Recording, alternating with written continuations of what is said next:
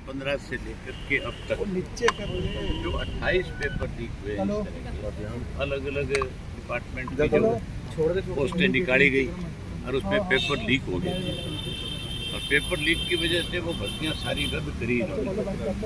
अपने महामहिम से रिक्वेस्ट करी है कि पेपर लीक मामले में भर्तियां रद्द करने की बजाय जिन लोगों ने पेपर लीक कराए, जिन लोगों ने पेपर आगे बेचने का काम किया, उन लोगों के खिलाफ एक्शन होना चाहिए, उन लोगों के खिलाफ कार्रवाई होनी चाहिए। सरकार उन लोगों के खिलाफ कार्रवाई करने की बजाय, क्योंकि ये वो लोग हैं जिनमें सरकार का संरक्षण मिला हुआ है। सबक तो पहला एक पेपर लीक होने से ही मिलना चाहिए, जबकि 28 बार ऐसा हो चुका है अब तक। और अब भी ये जो पेपर घोटाला हुआ, जो लीक हुआ जो पुलिस कांस्टेबल की भर्ती का, उसके अंदर भी आप ये देखो कि जो लोग इसके मुख्य आरोपी उनके खिलाफ कोई कार्रवाई नहीं, क्योंकि उनको सीधा सीधा सरकार का संरक्षण मिला हुआ है। वो लोगों की पहुंच जो है प्रदेश के मुख्यमंत्री तक है, इसलिए उनके खिलाफ कार्रवाई करने के बजाय जो लोग इसमें शामिल भी नहीं हो ऐसे लोगों के खिलाफ FIR लॉन्च कर ली, अरेस्ट कर लिए, पकड़ लिए, केवल लीपापोती करने के लिए। उसके अलावा सरकार की जितनी भी बेकायदगी है, अभी पुलिस की भर्ती महिलाओं की निकली हुई है 2500 और 500 कुछ सब इंस्पेक्टर की भर्ती। उनकी जो डेट डिसाइड करी सरकार ने, उसी दिन सेम डे जो है एयरफोर्स का एग्ज़ाम है, सेंट्रल सर्विसेज का एग्ज़ाम है। अब जो बच्चा ये मानता है कि जो मेरिट के हिसाब से सेंट्रल सर्विसेज में कहीं कोई एयरफोर्स में कोई जॉब मिल जाए, वो उसका एग्ज़ाम नहीं दे पाएगा। उसके सामने मजबूरी है कि वो कौन सा एग्ज़ाम में जा कर के बैठे। तो कम से कम इन सब चीज़ों के ऊपर ध्यान होना चाहिए। ऐसी बेकायदगी नहीं होनी चाहिए जिसकी वजह से हमारे प्रदेश के बच्चों को किसी दूसरे एग्ज़ाम में बैठने में कठिनाई आए।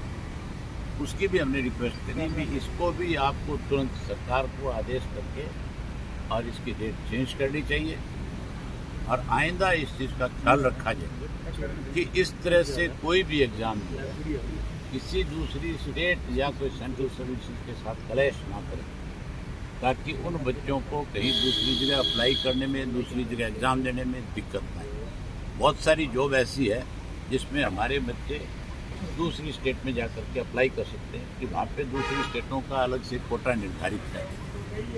लेकिन सरकार की गलत पॉलिसी, गलत नीतियाँ, बेकायदगियाँ, पूरी जानकारी ना लेना, इसकी वजह से इन सब चीज़ों में दिक्कत आती है।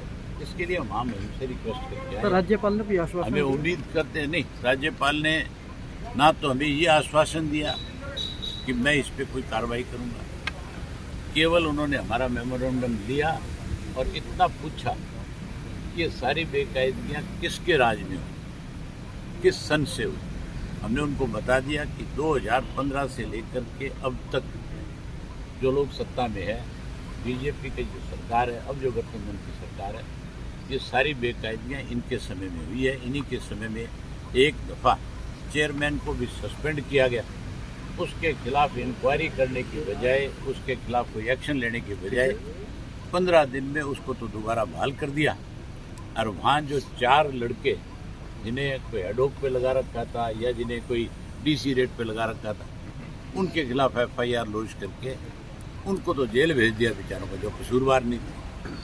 अब जो कसूरवार था उसको 15 दिन में बाकायदा बहाल करके दोबारा और उसको उसी जॉब पे लगा दिया। तो सस्पेंड करके केवल लोगों को ये दिखाना चाहती थी सरकार कि हम तो ईमानदारी के साथ काम कर रहे हैं, लेकिन ईमानदारी के साथ काम करने की बजाय जो लोग बेईमान थे, जो लोग ऐसा काम कर रहे थे, उनके खिलाफ सख्त कार्रवाई करने की बजाय उनको बतौर तोहफा दोबारा उन पदों पर बैठाने का काम है। कौन सा शेड्यूल है जिसमें एयरफोर्स का पेपर आ रहा है सेंट्रल का? हमारे HSCC का कौन सा एग्जाम है उसमें सब इंस्पेक्टर का एग्ज़ाम है पुलिस का 29 अगस्त को। 29 अगस्त को जो है, उसी दिन एयरफोर्स के एग्ज़ाम भी हैं। उसी दिन महिलाओं की कोई पुलिस कांस्टेबल की भर्ती भी इन्होंने रखी हुई है।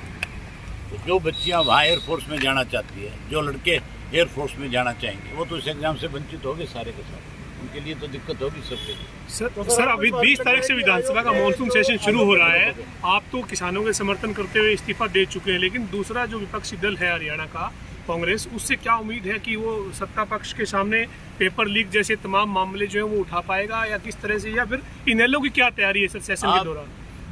आप जिसको विपक्ष कहते हैं वो तो सरकार के साथ मिला हुआ है। आपने पिछले सेशन में देखा होगा खुद ने कि किसानों का जो इशू था उस पर कितने लंबे समय से आंदोलन चल रहे हैं, और विपक्ष के नेता भूपेंद्र सिंह हुड्डा ने उस पर कोई एक शब्द भी विधानसभा में नहीं बोला। वहाँ बजाय आम लोगों की समस्याओं को उठाने, उनके अपने कैसे फायदे हो उन पर चर्चा कर रहे थे।